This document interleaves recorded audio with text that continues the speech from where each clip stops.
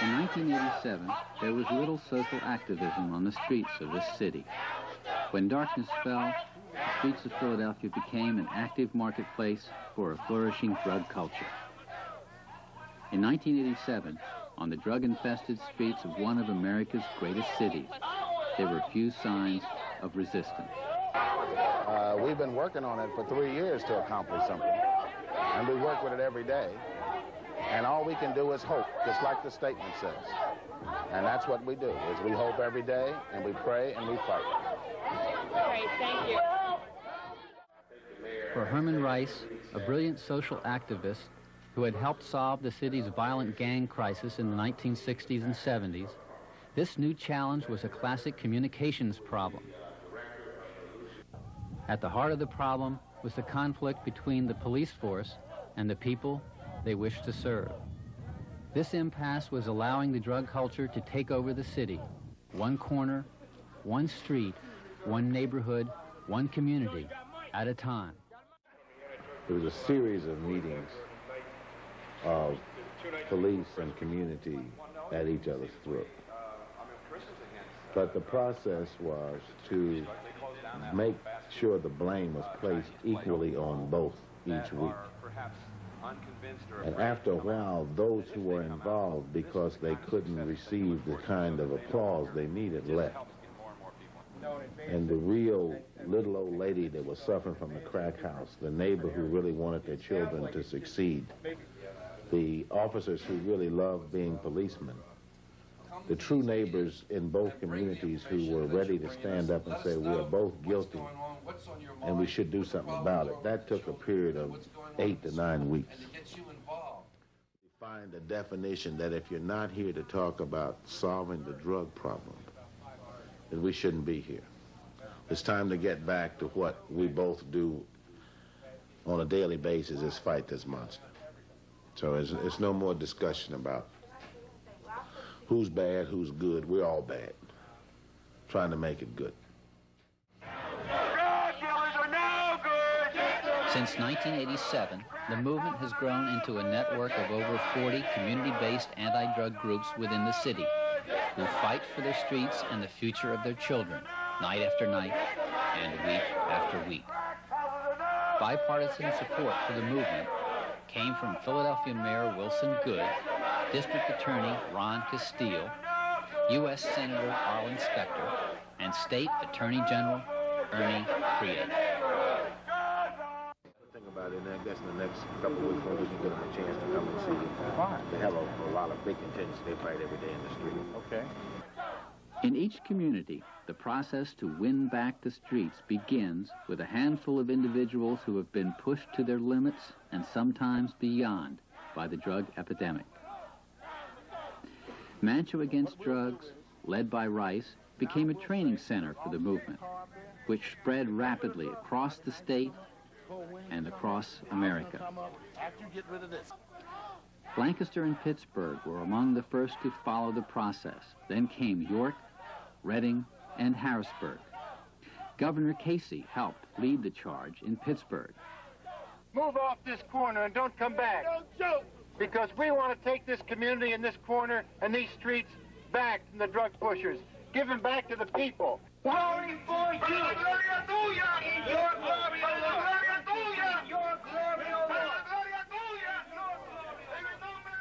In Reading, Pennsylvania, the anti-drug approach took on a distinctive religious tone.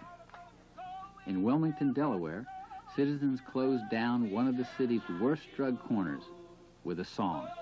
Tell the drug dealer we shall not be moved, just like a tree planted by the water. We shall not be moved. In Fort Wayne, Indiana, it took only 2 days for 120 citizens to eliminate drug sales at one of the state's hottest spots. Mayor Paul Helmke climbed on a car to help rally the movement.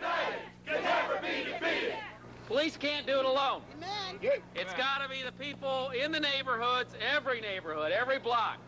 That's not saying that it's one business or one house or one person. It's not. The problem we got here is everybody's problem. Everybody has to fight against it, and you do it by showing up. And we got to have more of this. We got to have it on a regular basis at different blocks. And if you can take back your own streets, your own corners, and your own kids, then we can make a difference.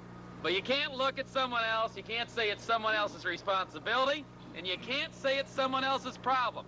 It's all of our responsibility. It's all of our problem. I want to thank Herman for coming. I want to thank you for coming. But we got to keep it up. Tonight's just one night. It's not going to make a difference if this is all we got. You got to keep coming back. Yeah. That's right, and it's got to take all of us working together. Yeah. So thank y'all. While marches and vigils create the most headlines and attract the most media attention, they are merely the most visible action within a complex process that is designed to rebuild urban America using the tools of responsible social activism. Once established, each group develops a variety of programs designed to change the environment that created the potential for a drug epidemic in the first place. With Rice in the lead once again, most of these programs focus squarely on saving younger generations. In this section of the inner city, it is no longer considered cool to be involved in the drug scene. And the ultimate endorsement for the efforts of Rice and Mantua came from President George Bush during a special visit to that community in August of 1990. It's my honor and privilege to introduce to you the Commander-in-Chief, the #1 man, President of the United States, George Bush.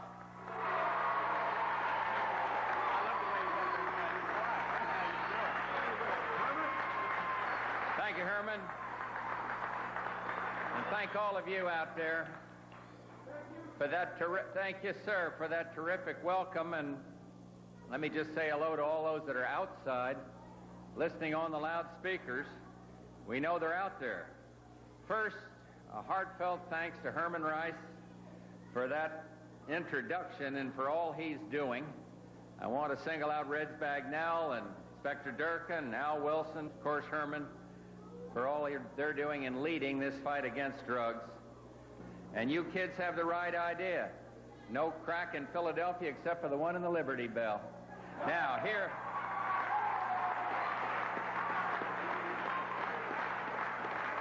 But here's what I learned today. Here's what I learned today. Here in this birthplace of independence, you have another kind of independence. You don't have to depend on drugs or on dealers or on crime. You're free to believe in yourselves, and I love those T-shirts that say to, I believe in me. Well, I believe in you too. Keep up that pride.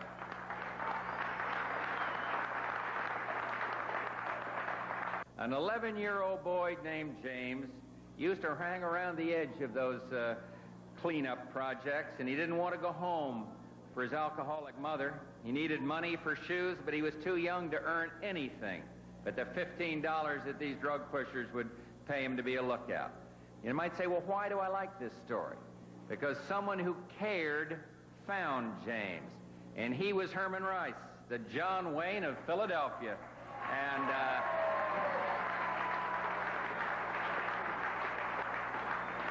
this towering mountain of a man who started a whole movement by declaring war in a house with a sledgehammer. And to James, living drug-free in the safety of the Rice home, he is now Dad. My friends, you show that individual neighborhoods can indeed work together to restore hope and self-respect, and you show that community commitment can extinguish the destructive blaze of crack burning up our streets. And thank you all very, very much. The Rice process continues to succeed all across America, using the enormous strength of individual leaders to rebuild community pride and stop the drug epidemic in its tracks.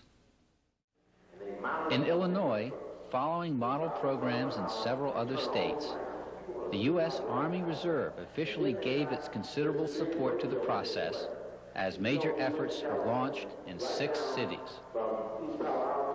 It is based upon several fundamental truths. Each one of us can make a difference. And a people united can never be defeated. You better run, drug dealer, run. We're going to take back the neighborhood.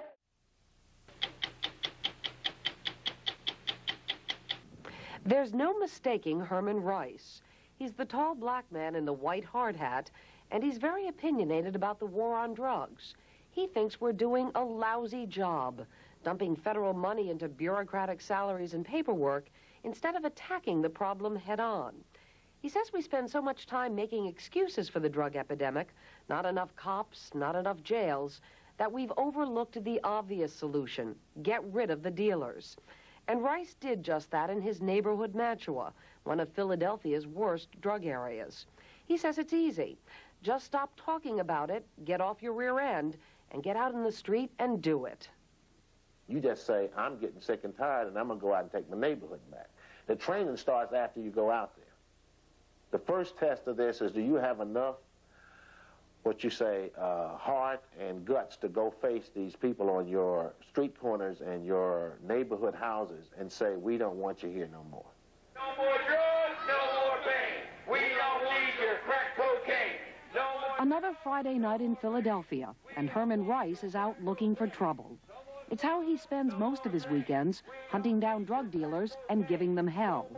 The neighborhood invited him here, and Herman will stay until morning, along with his followers in their white hard hats. We're going to beat back the crack attack. What started out as protective headgear has become their symbol on the streets. No good. Get them out of here. Herman says his army is made up of old men like himself and women. They are constantly recruiting, calling on those who watch from the windows to come down and march. On this night, one more mother and her children decide it's time to get involved. When the group reaches a corner where crack is sold, they spread out and hold hands. It's their way of telling the dealers they want their corner back. We can't take it no more. What we must do in this area is not just have a few vigils, we must have them all the time. We must take these corners, hold them, and make sure that those babies that's holding those candles have a chance in life. When these vigils first began some 3 years ago, the young men hanging out on the crack corners found it all pretty amusing. Sometimes they would show the marchers how much money they were making, waving the green stuff in their faces. They're used to, people making sly remarks, but not neighbors confronting them.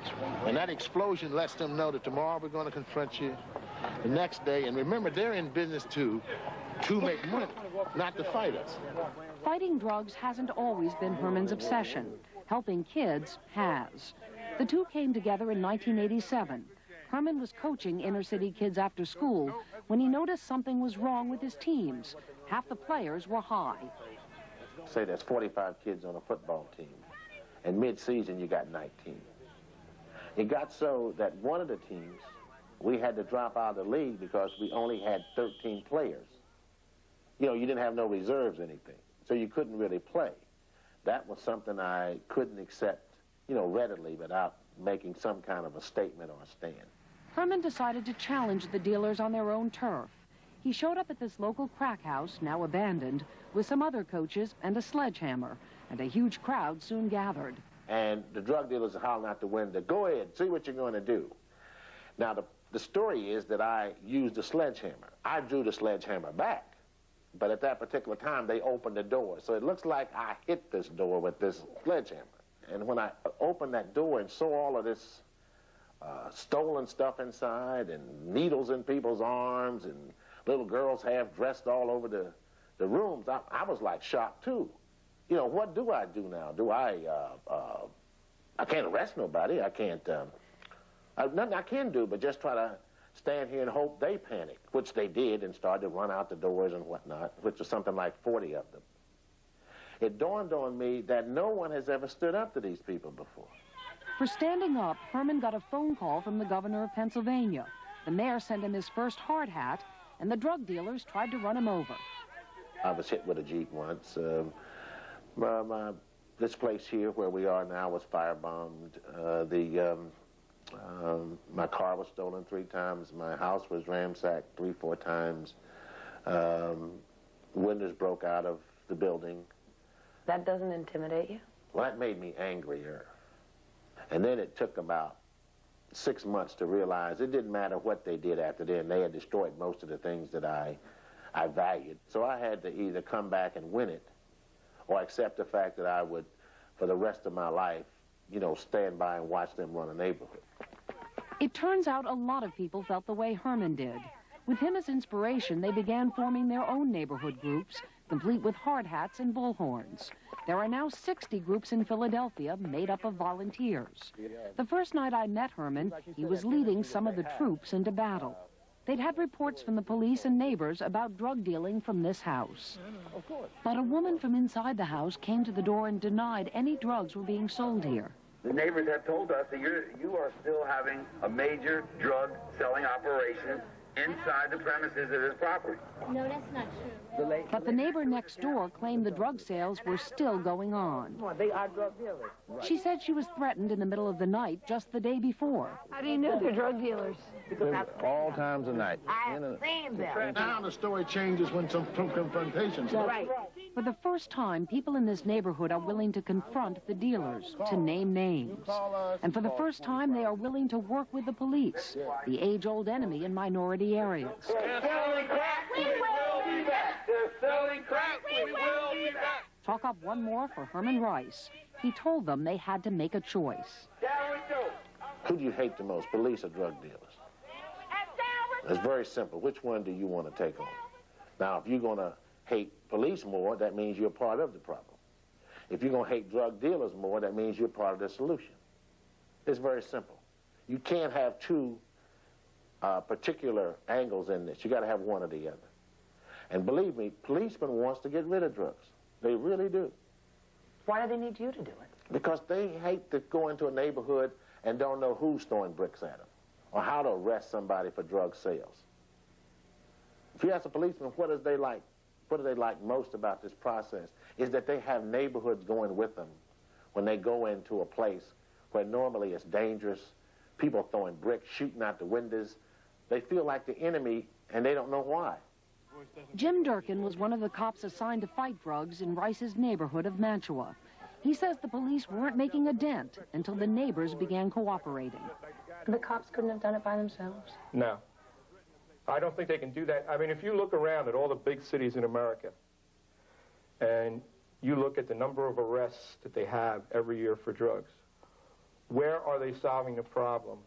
The real basic problem. Where are they solving the problem of unsafe neighborhoods, of street violence, of crime that's related to narcotics? Where are they solving the problem as good as they're solving it here? It used to be full of drug dealers, not anymore.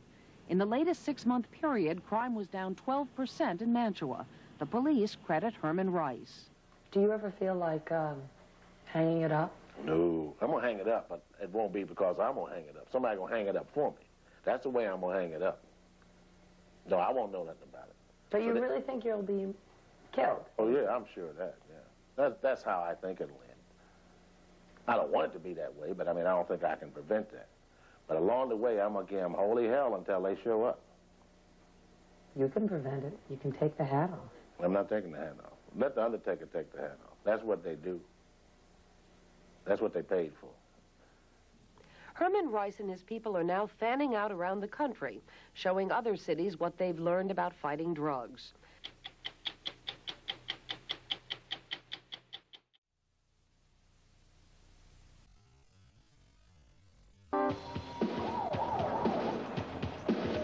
If you got gang terms, you are not going to dress like that in my city. We're dealing with kids who are 13 who have killed somebody. Either you take your neighborhoods back or you get out of it. You got to bring some heart and guts to this battle. Where do you get off hurting other people? What kind of man are you? Tell me what you want to do to be part of the solution. Apologize to her for every lie you told. Every child must have consequence, even the first time they come in. I'm not packing a gun. Nate's not packing a gun, and we all from the street. We've met the hero, and the hero is us. Oh, there you go. I just had a call.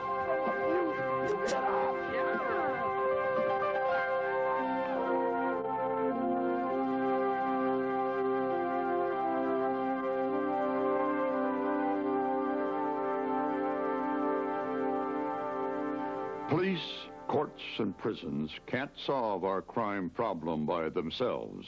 In order to achieve victory over violence, we need to be involved too. In this hour, you're going to see how ordinary people can reduce and prevent violent crime when they turn their anger into action. 10 years ago, a Philadelphia football coach named Herman Wrice discovered that his quarterback was using drugs. Wrice became so angry that he found the drug dealer, beat down his door with a sledgehammer, and chased him out of the neighborhood. From that day, Herman Wrice dedicated his life to fighting drugs. Herman Wrice has spent the last decade on a national crusade teaching communities how to get drug dealers out of their neighborhoods. That you let them know that this circle has strength. Drugs are going to be around as long as they know people aren't around. So when people become aware of their neighborhood and start to walk on the streets, you're going to change that.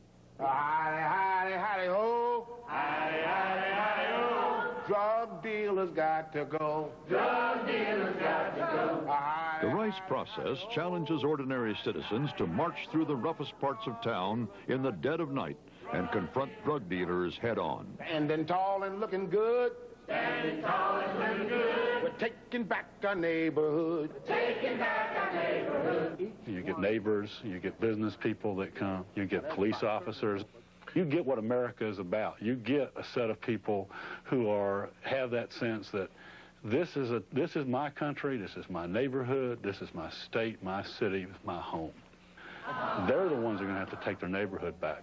No gunslinger is going to be able to come in and do it. The people in the crowd's going to have to grab that mic. You follow? In 3-4 weeks, I'll probably not be here. But in 3-4 weeks, you have to replace me with you. That's what makes it happen across the country. It's critical that the marchers be trained thoroughly before they confront potentially dangerous drug dealers. They're going to come up to you and push you and stuff. They might touch you. The more organized they are and the more run-throughs they perform, the less frightened they'll be.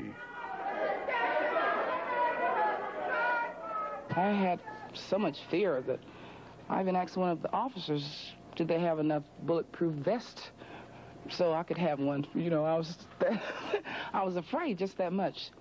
I don't like confrontations. I don't like people to be angry with me. I had to realize that will probably happen tonight, but physical confrontation, that would definitely scare me very bad. That would do it. I'd lose it. Everybody said, if I go out, I'm going to get shot. They're going to burn my car up. They're going to hurt my children. But I'll guarantee if you don't do nothing, what's happening now is going to escalate. Saturday night at 8 p.m., the marchers anxiously gather at the local high school for their first march. We got a good crowd here. It looks real good. I'm tickled. I'm excited. I'm ready to go chant.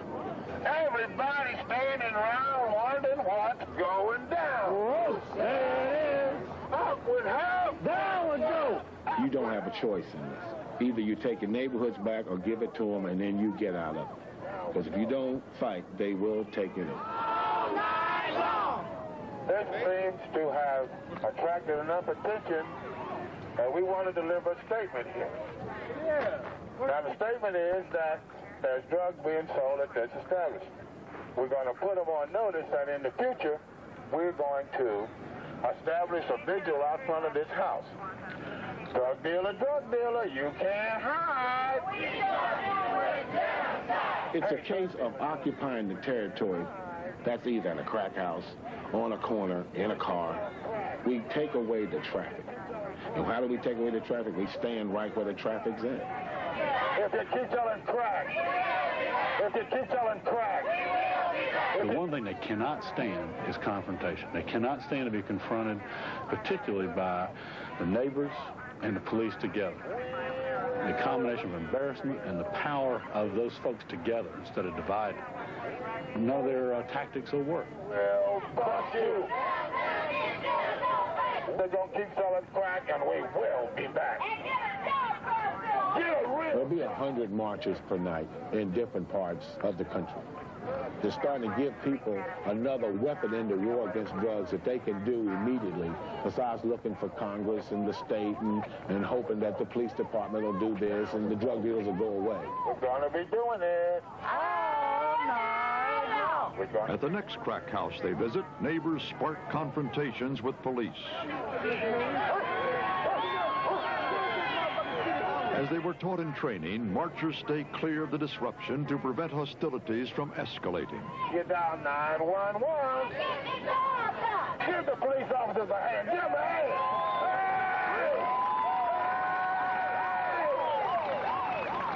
Good going, officers. If you think this is exciting, wait till we come back next week. They got a dose of it. Next time we're going to give them an overdose.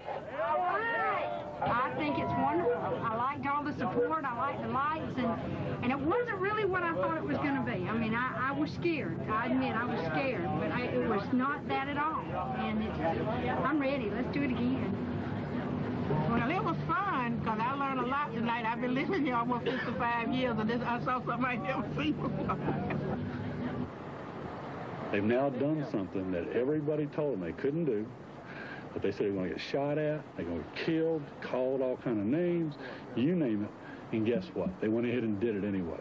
There's no greater sense of power than when you've been able to confront something that it was the greatest fear and you defeated it. There's nothing else you can't do. Howdy, howdy, howdy, hey. Howdy, howdy, howdy. Drug fighters got to stay. In the next 5 to 10 years, there's going to probably have an explosion of people starting to do this. I don't think my job will be done in my lifetime, but I'm going to do everything while I'm alive to make sure everybody in the country knows how to do it.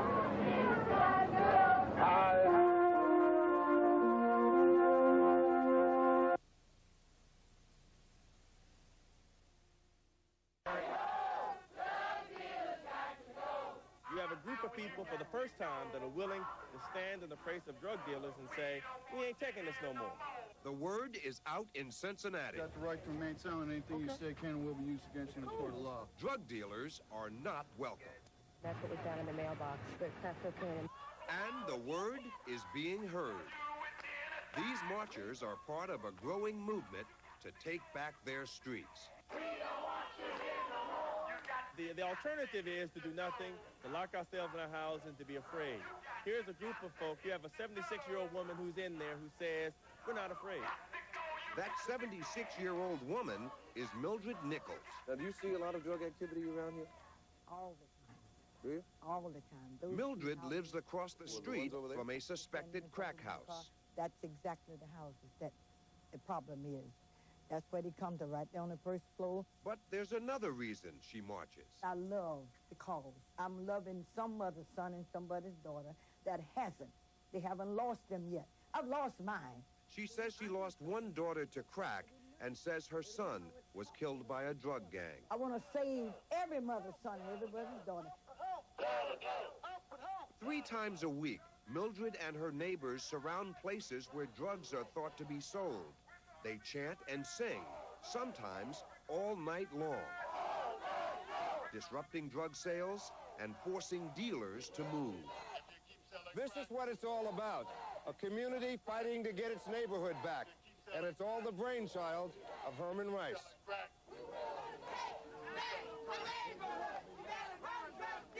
We first met Rice 7 years ago when he organized his own neighbors to march. You hunt drug dealers where they are. It's like crocodiles. Today, he's still hunting those crocodiles. You can't get them in your living room. You have to go where they play. And this is where they play. Drug dealers got to go. More than 250 cities have asked Rice to teach his method because, as simple as it is, it works. If we don't go do something about it, our children's going to die. We ain't taking no more. We ain't taking no more. See, the thing about drug fighting is that you separate the buyer from the seller. And if you really want to make a drug dealer angry, stop him or her from selling drugs. Critics say the dealers just...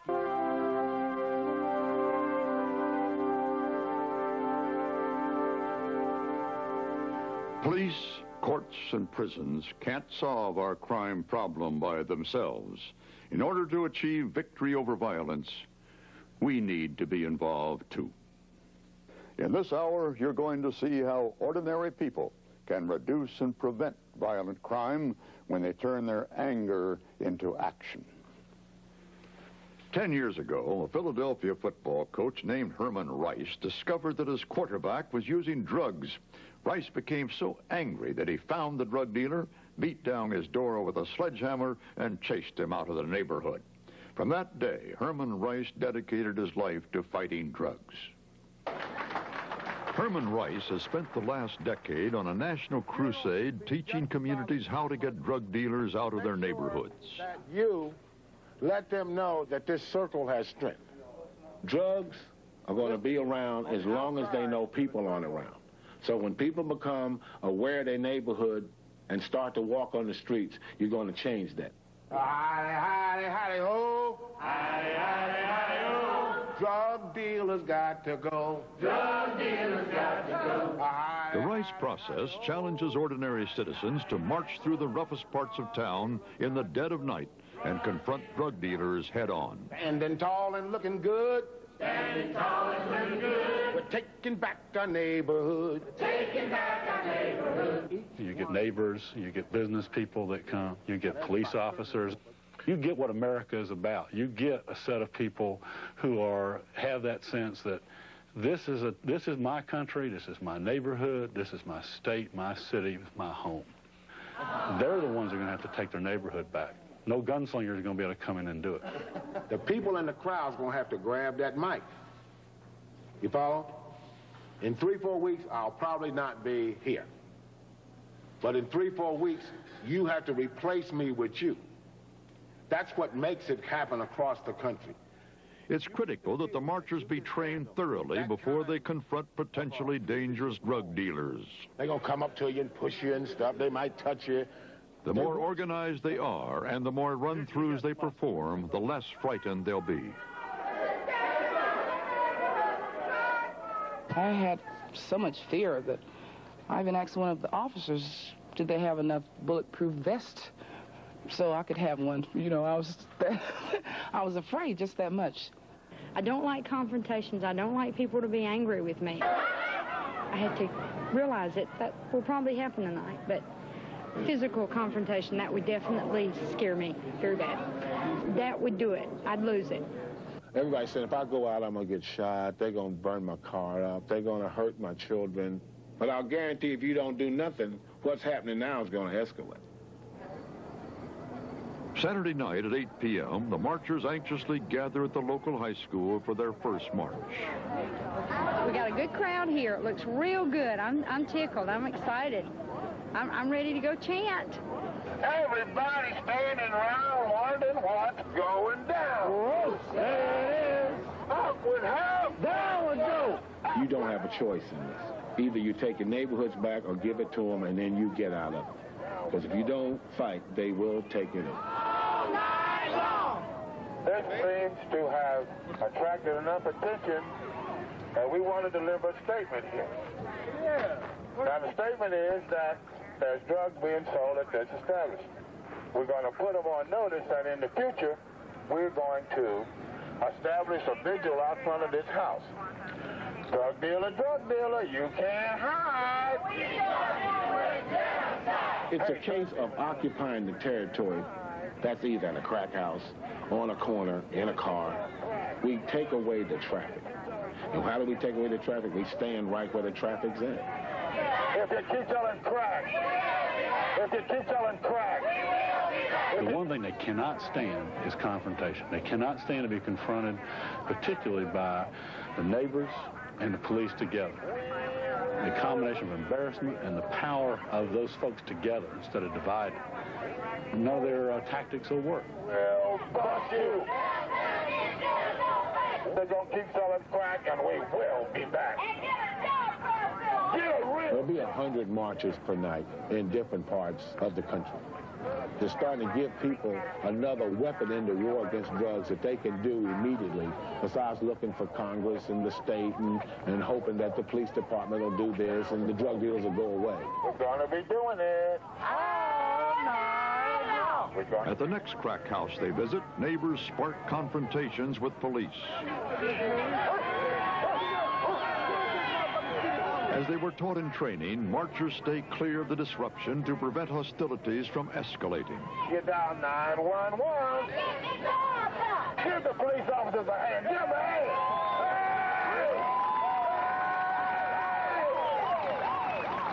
Good going, officers. If you think this is exciting, wait till we come back next week. They got a dose of it. Next time we're going to give them an overdose. I think it's wonderful. I liked all the support. I liked the lights. And it wasn't really what I thought it was going to be. I mean, I was scared. I admit I was scared. But it was not that at all. And I'm ready. Let's do it again. Well, it was fun because I learned a lot tonight. I've been listening here almost 55 years, and I saw something I never seen before. They've now done something that everybody told them they couldn't do, but they said they're going to get shot at, they're going to get killed, called all kind of names, you name it, and guess what? They went ahead and did it anyway. There's no greater sense of power than when you've been able to confront something that it was the greatest fear and you defeated it. There's nothing else you can't do. Howdy, howdy, howdy, hey. Howdy, howdy, howdy. Drug fighters got to stay. In the next 5 to 10 years, there's going to probably have an explosion of people starting to do this. I don't think my job will be done in my lifetime, but I'm going to do everything while I'm alive to make sure everybody in the country knows how to do it.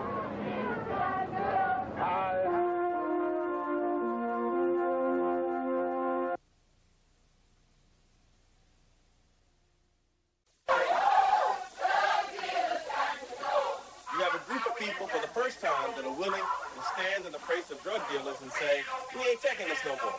The word is out in Cincinnati. You got the right to remain silent. Anything you say can and will be used against you in the court of law. Drug dealers are not welcome. That's what we got in the mailbox. And the word is being heard. These marchers are part of a growing movement to take back their streets. The alternative is to do nothing, to lock ourselves in our house, and to be afraid. Here's a group of folks. You have a 76-year-old woman who's in there who says, we're not afraid. That 76-year-old woman is Mildred Nichols. Now, do you see a lot of drug activity around here? All the time. Really? All the time. Mildred lives across the street from a suspected crack house. That's exactly the house that the problem is.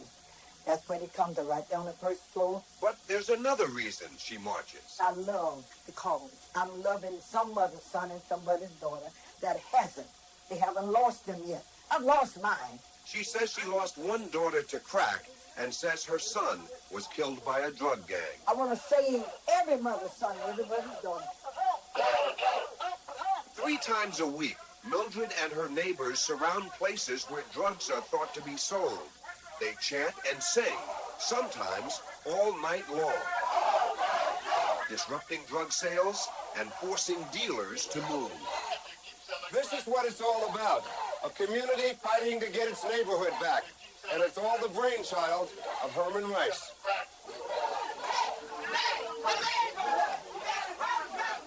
We first met Rice 7 years ago when he organized his own neighbors to march.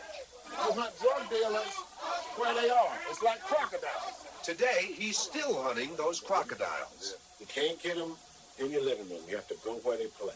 And this is where they play. Drug dealers got to go. More than 250 cities have asked Rice to teach his method because, as simple as it is, it works. If we don't go do something about it, our children's going to die.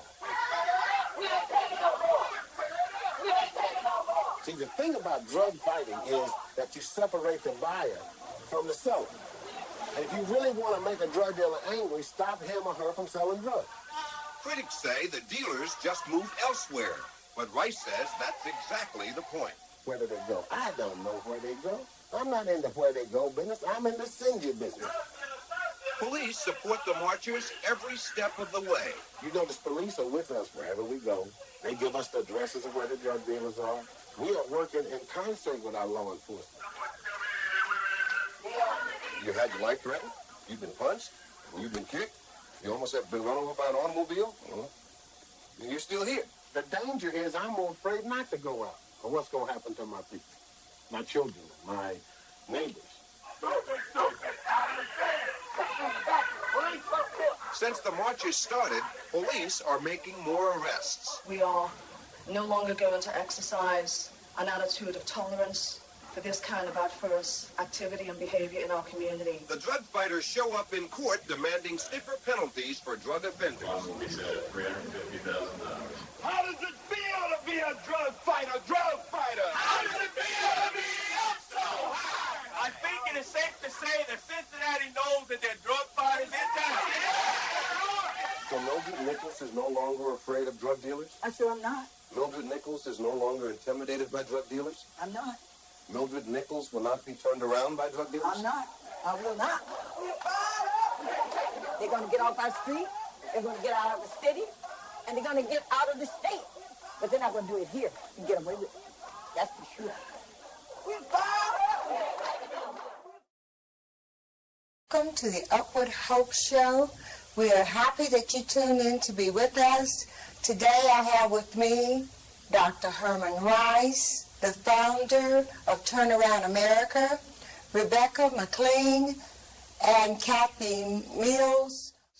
Coming to Cincinnati is like visiting like a novel where America still believes in America. And with that, Rebecca, I'd like you to introduce yourself and tell about some of the programs, the initiatives that you have going, and then you can also introduce Kathy. And Dr. Rice, just jump in there anytime you feel like it. You're the expert here, and I'm just so pleased to have you here today. Doing with the Apartment Association is we have over 65,000 units as members. And a lot of our members, being from the Midwest, have closed their eyes or just haven't realized yet that they have problems, and those that do know that they have problems don't know what to do about it. So we have two phases to the program. Phase one was just the basics. And we called it Basic Training for Landlords. And it told a little bit about how to keep your property up to habitability standards, making sure you have a place that people want to live in, and that you respect your property so that they will too. Keeping a good relationship and open communication with your residents, using a correct screening process so that you eliminate people who you don't need living there, and you're working with people who are able to be worked with. Just the basics, things that they should have known but didn't. How to work with your neighborhood officers and build a good relationship with the police in your area. And that was exciting, and we're basically, we finished the first half of that, and if anybody needs more information about those pieces to the puzzle, please call the association. Our phone number is 581-5990. But we're beginning into phase two, and that's the exciting part, and that's where Kathy's helping out, and she has a really neat part of an organization that I'll let her tell you more about. But when we actually got to meet with Dr. Rice in person, we had a piece to the program called Taking Responsibility for Building Better Communities. Okay. And he was able to tell me exactly how that needed to happen. He has an entire process called the Rice process that you're very familiar with. Yes. But he's teaching me so much about what we can do for the residents and for the kids and for the people in a community to help them have hope. And to teach them skills and to give them the ability to have success in their lives. And I'll let Kathy tell you a little bit more about how they're working together with the children and really being able to make some really neat progress. Well, it was very exciting for me to meet Dr. Rice, and I met him at one of the seminars that Rebecca had done with the Apartment Association, and it was over the Rhine. And getting to meet Dr. Rice and being able to listen to him and working with the program that Becky has with Building Better Communities was a wonderful experience, and I came away from that wanting to be able to do something. And Dr. Rice's number one concern is children.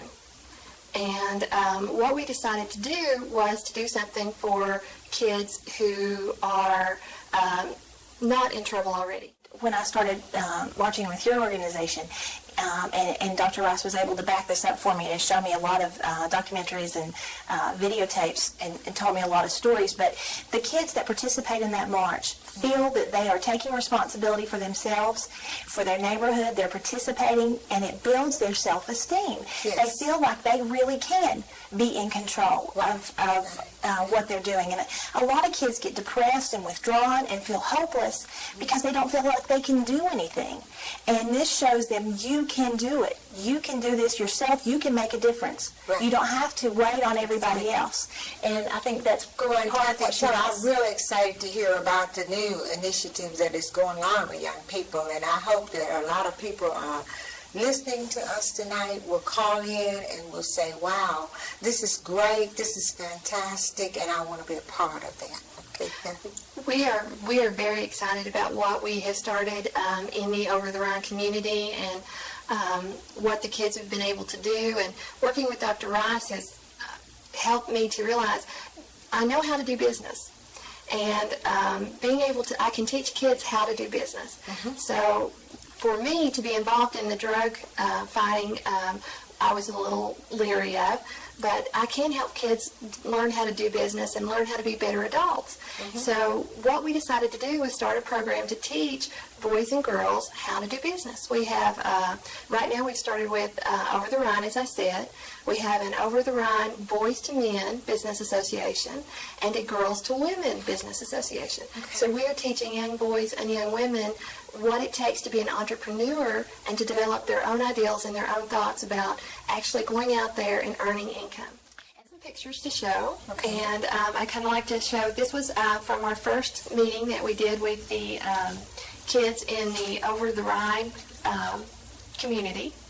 And this is actually a person who is involved. This is Terlinda with the FACT program. Mm-hmm. She was our first customer at the stand. And here we have Mike and Desiree, and this is Diane, and this is myself in the back, and Amy was with Terlinda. The kids had a wonderful time. We decided to do a lemonade stand. That was by far the easiest thing that we could think of to do quickly. And they had so much fun setting up the lemonade stand and earning the income. Mike here earned $40 that he got to take home with him that day. Wonderful. And he was our top seller. So we're very proud of Mike. He did a wonderful job. And the kids just, it's a wonderful opportunity for them to realize that the thought of a lemonade stand is very simple. You know, we do that when we're children. Yes. Most children. But these kids didn't have the resources or, you know, on their own. They needed somebody to step in and be able to say, okay, I'm going to help you. A little bit more about not only are they offering them business skills and doing an education, but these kids are actually getting to earn money.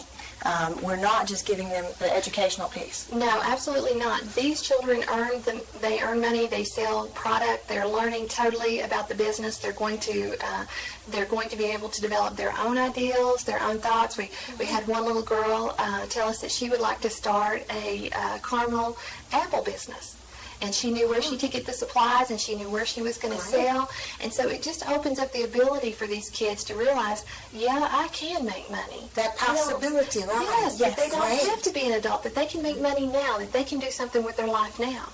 And that their ideas count. And that, you know, they really do have a lot of creative thinking. They just need an avenue and some encouragement. So we're proud of it, but it's really good to see this second phase. I like to think of it as a second phase to fighting against crack trafficking, to begin to help the young people know that yes, you can, as she says, that there are other possibilities, because we know that those young people that sell drugs, many of them have great potential, but that potential has never been challenged, and it has never been channeled in the right direction. Because it does work. I mean, I saw it. I was very excited. I looked at their eyes on Saturday, and, you know, it kind of told the whole story, that their eyes, you know, lit up because there they were making their own money, so to speak. Yeah.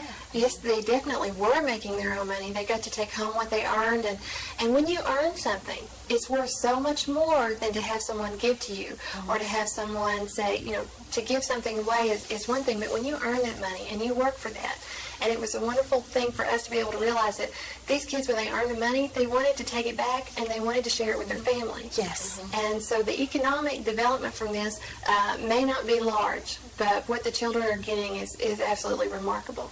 And the hope you're giving, we call this show Upward Hope, and the reason I came up with that name was because I wanted to be sure that there was another component to the show. And so that's wonderful that you're able to provide hope. I think one of the things that's so unique about the program is that it's an example of a program that we have used in different cities. And the most important part about what I'm doing now is I'm able to see the change where the community is starting to get involved and starting to take responsibilities in giving to young people the kind of thing that people take for granted. How not to just expect something to be given to you, but to get out there in that business world and earn it.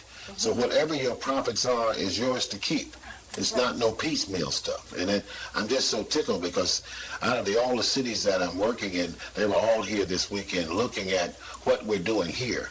And what I'm doing here is transferring what happens in other cities. After they have had the experience, then they flip off on their own. And these are for the kids that haven't been in trouble. I fight against drugs, but I found my greatest success is children that haven't been into the drug trade, or kids that haven't been pregnant, and kids that haven't been abused.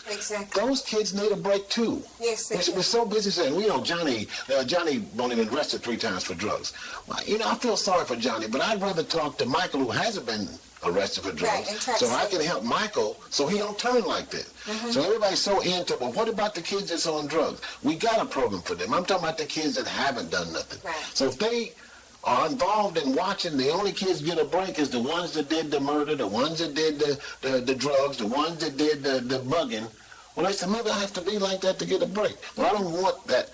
I get a real charge out of a kid saying, I want to make money because working hard is what I want to do, and you don't have to treat me as if though I have to do a crime to get some help. Now, I didn't say we don't help the ones in trouble, but I'd rather help the ones that haven't been in trouble to set the example for those who are looking at what kind of program do we have.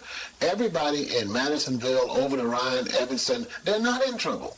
And everybody, I said, everybody I run into is not drug dealers. Everybody's not criminals. But if a kid doesn't get any kind of response from those who are out there doing it, they're going to assume that this is the way you get a job. You follow? You know, maybe I should do this. They'll get some attention. And that's the thing, you know. I get so excited when I see these pictures of the kids, their bright expressions about how they're going to live a normal life without being on parole, on probation. And somebody says, well, what about the kids that's not, the kids that's in trouble? Every agency I know is doing something for kids in trouble. You almost have to be done something to get something done for you. We need to do something about helping them, but we darn sure need to give.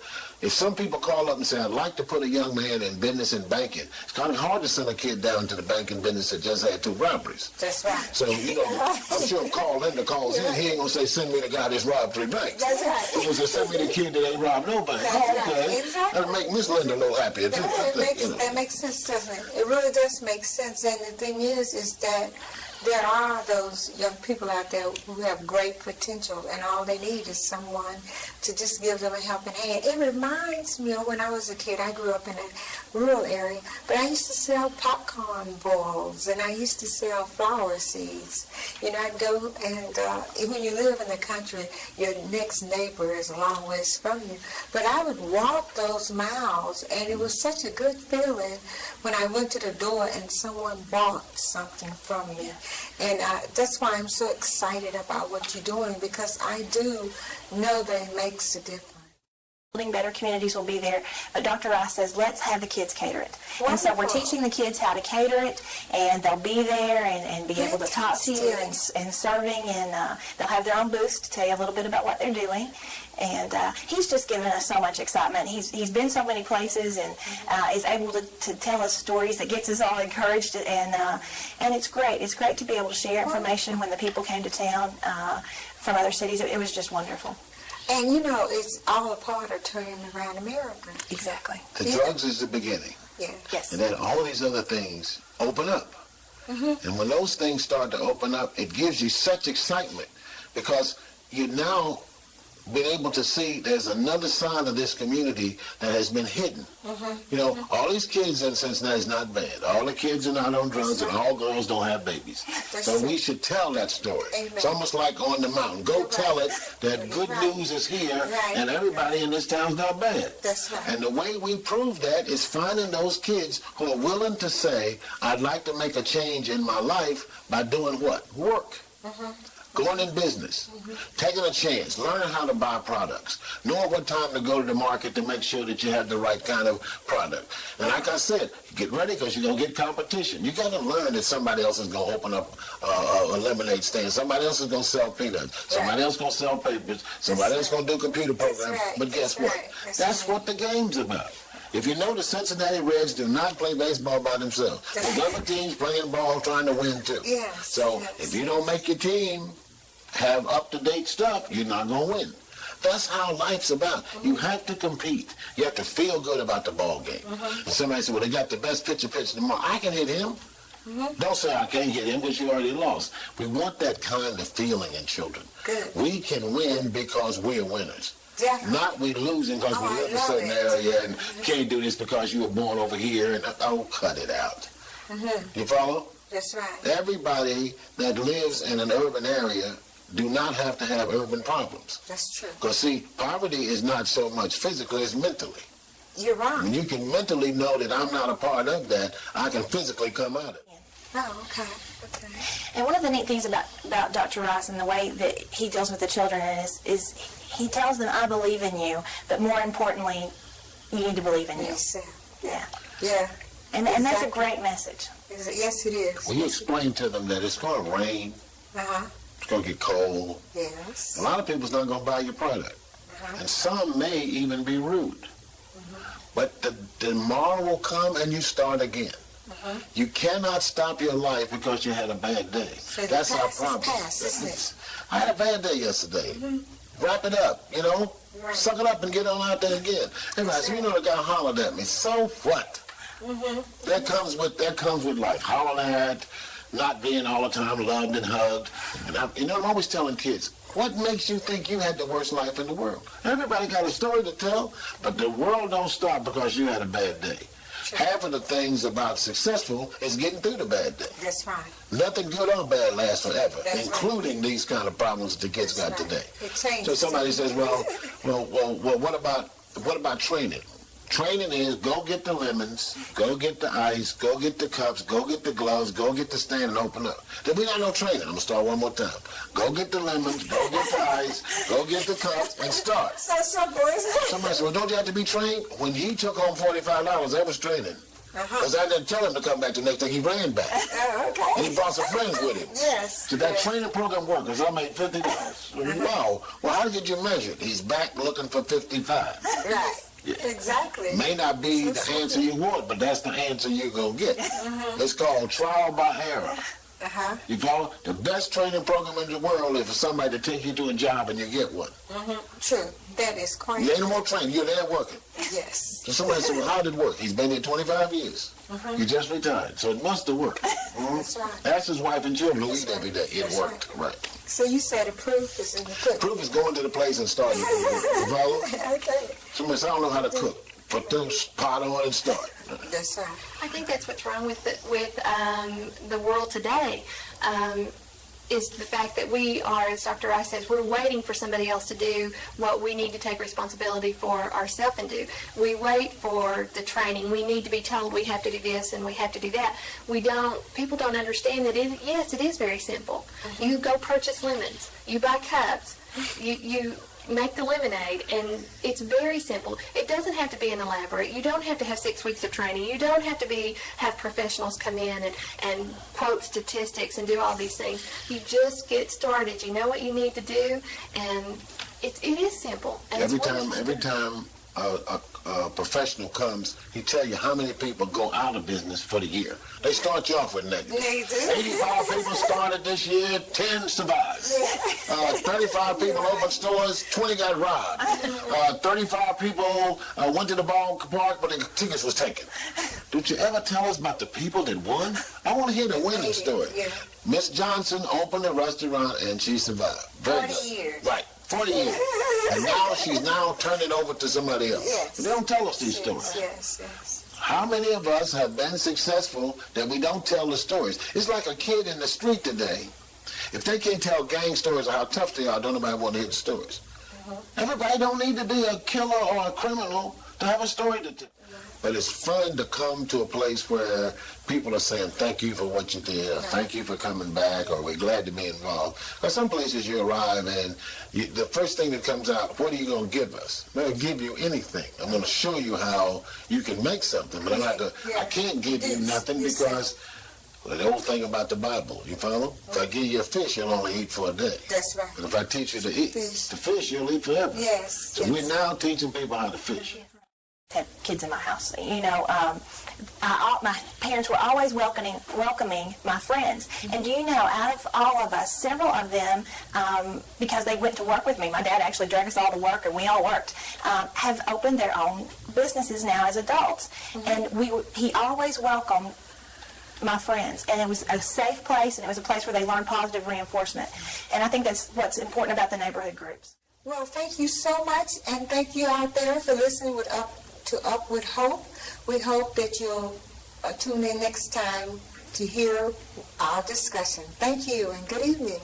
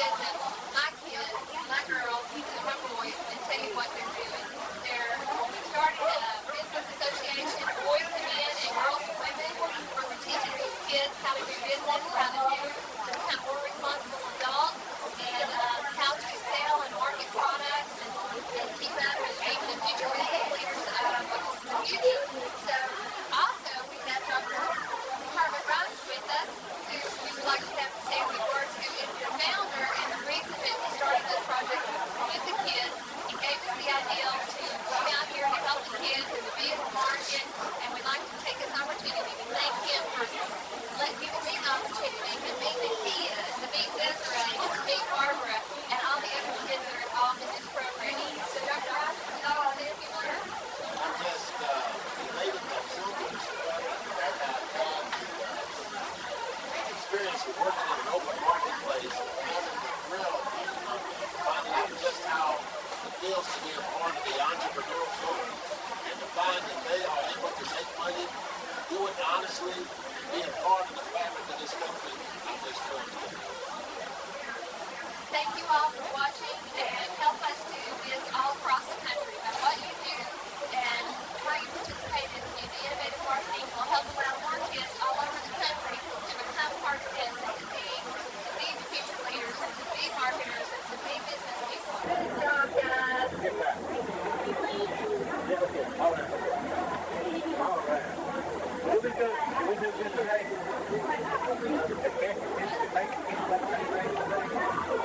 And the winner.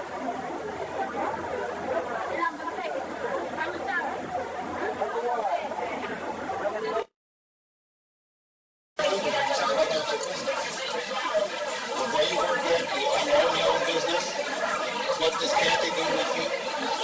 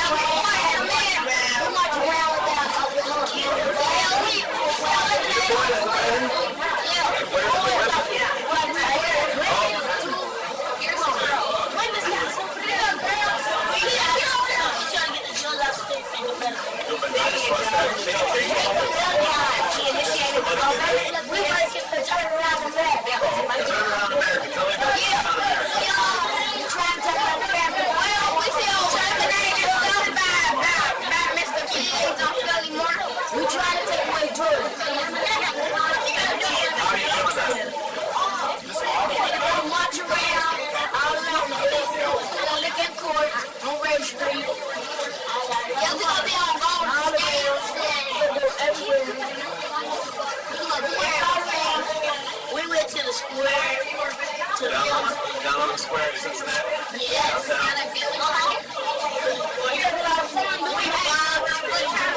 We box in our center with the karate and there's a karate center.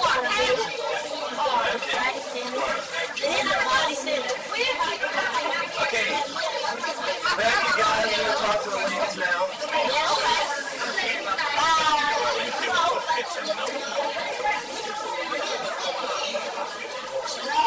Hello, ladies. Where are you all from?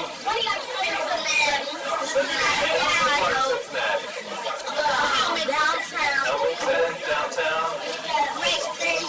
Downtown Race Street. That's how much money we be making. That was how much money you made today?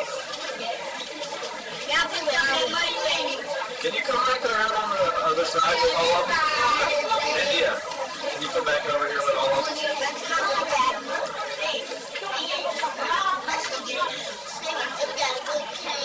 You selling the cake? How much is a slice of cake? $2?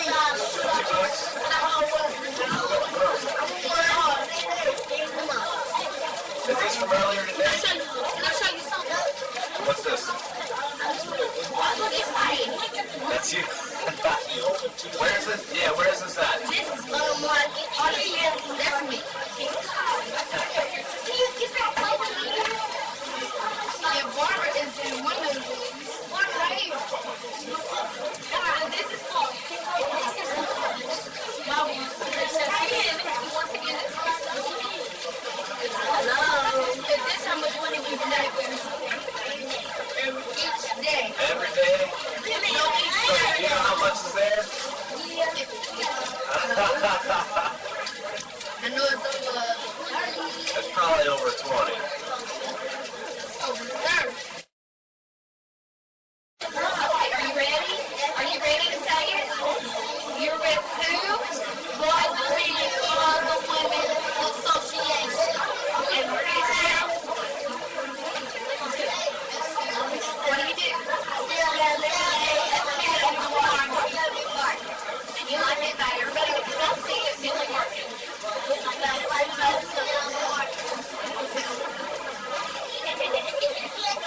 That might be better. Just everyone laugh.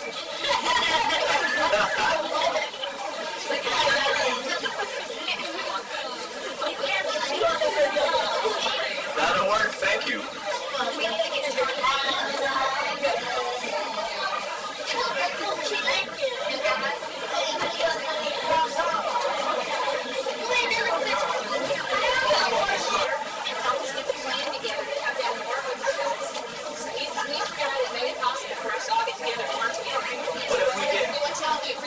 What if we get all of you to say thank you, Councilman Lindbergh? Okay.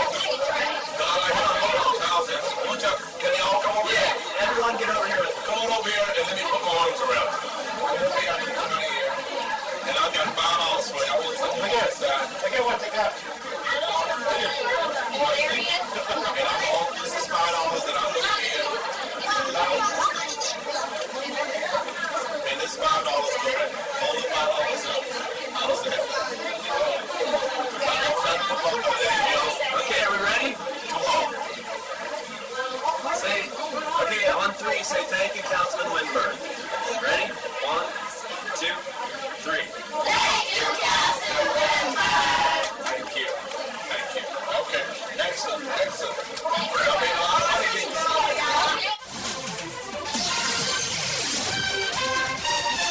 This is Cincinnati's first and only 10 o'clock news.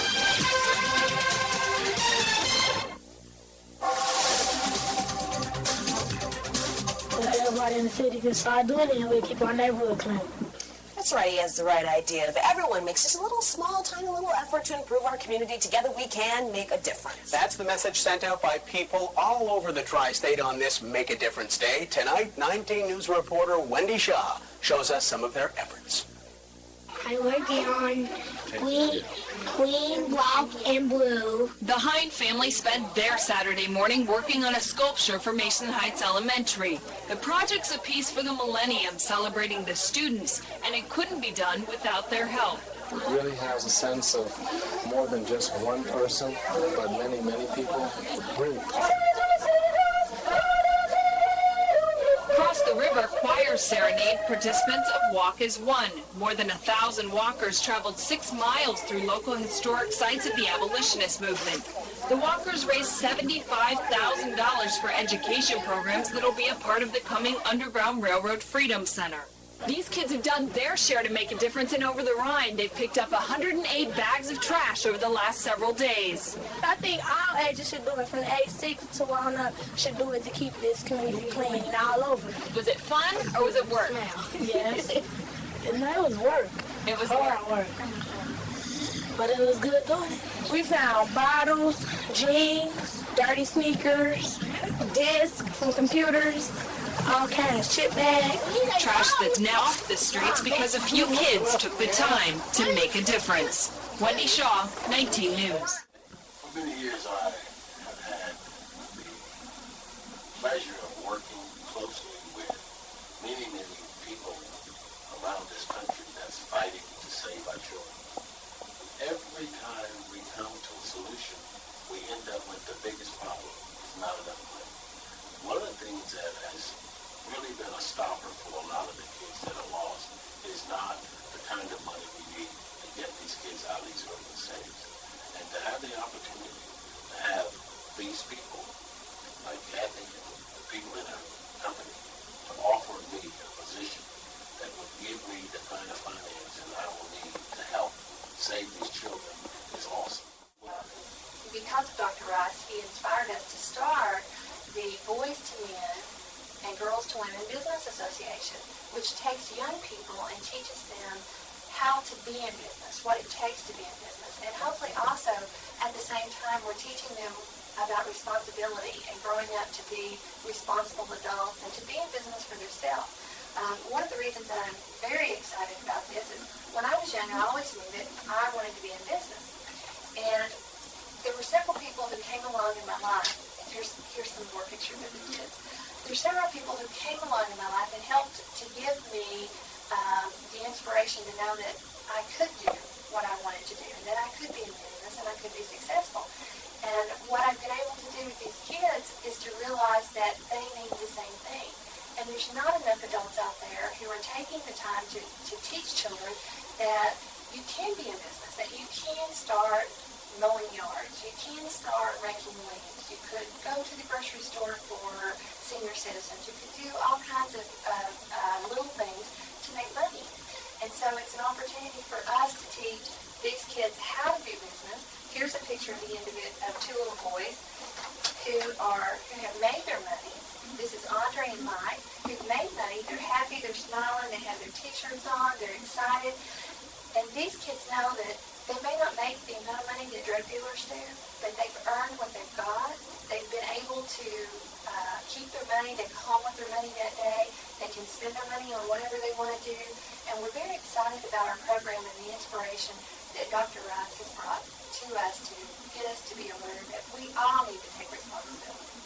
So the kind of theory that you're using is you're teaching them how to fish. So they'll eat forever and you're not giving them fish. Absolutely. It's really nice to know that everything that you purchase, that a part of everything that you purchase will go to fund Turn Around America and to help Dr. Rice's fight against drugs. And while Dr. Rice is off doing that, he travels all around the country, putting his program on and teaching people his process. And what we want to be able to do as a company is to be able to offer to him the funds to do whatever he wants to do with no strings attached. Dr. Rice, as the head of this company, and everything going to fund Turn Around America, this could happen in your community. Your community could have Dr. Rice be there and to start a safe house for children. Your community, no matter where you are, could have Dr. Rice to come in to teach you what you need to do to take back your street corners, to make the street safe for children, to have safe houses for these kids to go to. So it doesn't matter that we're in Cincinnati or we're in Northern Kentucky or we're in Seattle, Washington or Vancouver. It doesn't matter where you are. Dr. Rice travels to Hawaii. He travels everywhere. His process is well known. He's been accredited by national figures. George Bush has called him the John Wayne of Philadelphia. He's a wonderful man. He has integrity. He believes in what he's doing. And he has true leadership. When this man talks, people listen. And his ability to do for these children is amazing. When you have the opportunity to meet with Dr. Rice and find out what Herman is really like and to get to know Herman. He doesn't enjoy being called Dr. Rice. But when you get to know Herman and you know what he stands for and you know he doesn't put up with foolishness, he doesn't like nonsense, he's here to save the kids. That's what innovative marketing is about. We are here to save the kids. We're joining with Dr. Rice to help stop drugs and to get these kids to be able to live the life that has not been possible for them. To get them to be able to know that they can go into business, that they can do things, that they are from something that Dr. Rice had told me that is very important. And I know that in reality, we know these things, we see it on television, but until it's brought home to you, until you know, you don't think that you should be a part of this. But very bad job of providing the hope that they need to make a future for themselves and get some of the American dream. I am most elated to have the opportunity of watching this kind of growth, because as that starts to appear, I can also see that kind of a cloud lifting off those children out there. And I'm going to sound this trumpet as loud as I can. I'm going to do everything I can to get more people involved, because whatever I've done before, this dream that I've now started to live seems to be something that I can once and for all tell people we finally found a way to save some of these kids. So it's only a matter of time. I believe it because, believe me, I have a dream and it will come true thanks to you.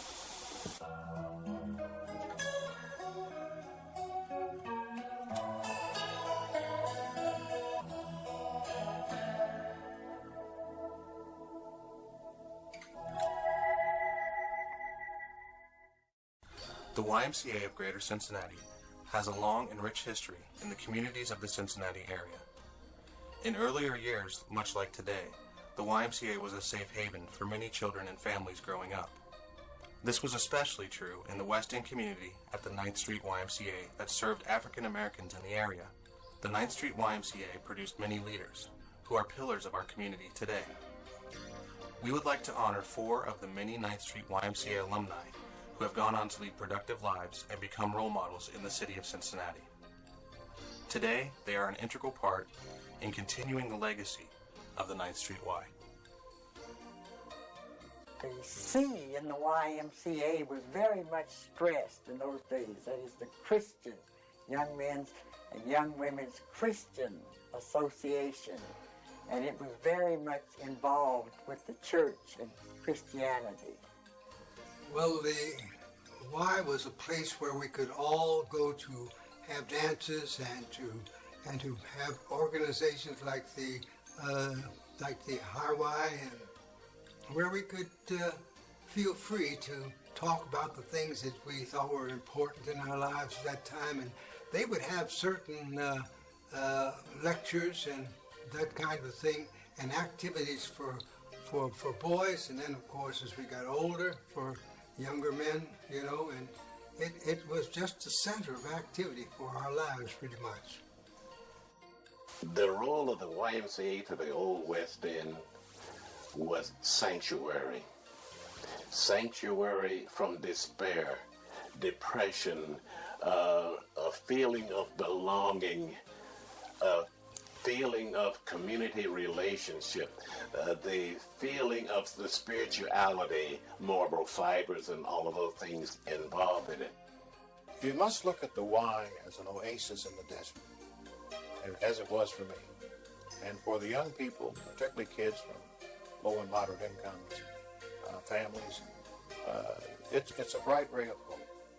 You have dedicated people who give of their time, and let's face it, they take time away from their own families to deal with other children of other families. Whenever former Hawaii people meet, they always have that bond. People remember today, they may not remember your name, but they remember that you were at the YMCA. I owe a lot to the Y.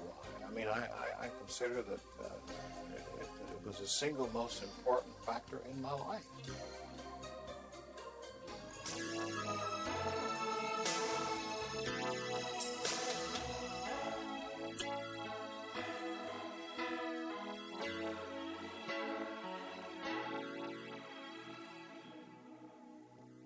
I think that the same thing that happened in my life to me and hundreds of other young boys and girls in the West End will happen again when this Y is completed. I think the legacy will continue.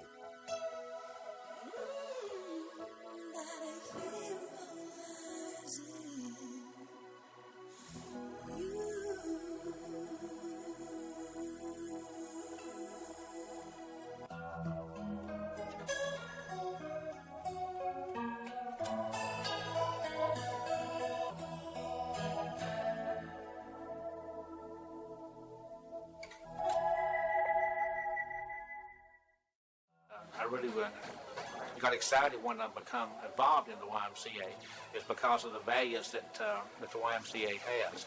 And in fact, in business, most people think that if you can, the better you can cheat somebody, the more money you can make. But it's totally opposite. It's about customer service. Bill Goins has selflessly donated his time and expertise to help the members of the Dayton Teen Center. In 1998, Bill teamed up with Dr. Herman Wrice to form a program called the Boys to Men, Girls to Women Business Association, which encourages children to form their own businesses. Bill has captured the interest of several young men and women at the Dayton Teen Center by helping them begin their own simple business of selling candy.